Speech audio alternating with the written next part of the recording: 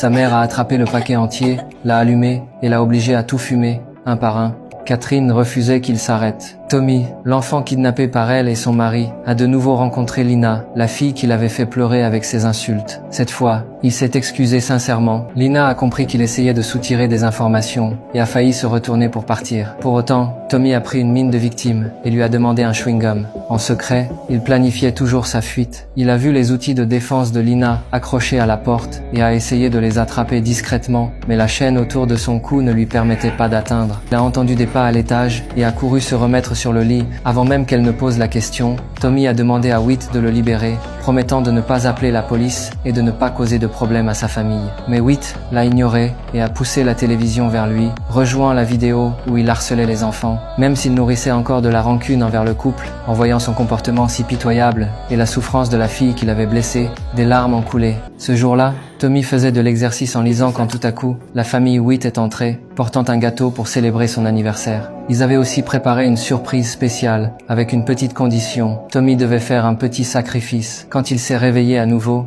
il a découvert que la famille Whit l'avait emmené à la campagne. Il a enfin pu sentir la lumière naturelle et la nature, et son cœur débordait de joie. Whit avait apporté nourriture et boissons, et même si Tommy portait encore des menottes, cela ne gâchait pas son plaisir. Quand Tommy s'est réveillé à nouveau, il a découvert que Whit ne l'avait pas enfermé au sous-sol, mais qu'il l'avait installé dans un espace au 2e étage. Tommy ne comprenait pas encore ce qui se passait quand Whit est arrivé. Avec une autre surprise, il n'avait plus à rester au sous-sol et pouvait circuler librement dans la maison. Whit avait installé un système de poulies au plafond. La première ligne reliait sa chambre à la salle de bain du 2e étage et la 2e ligne était presque prête.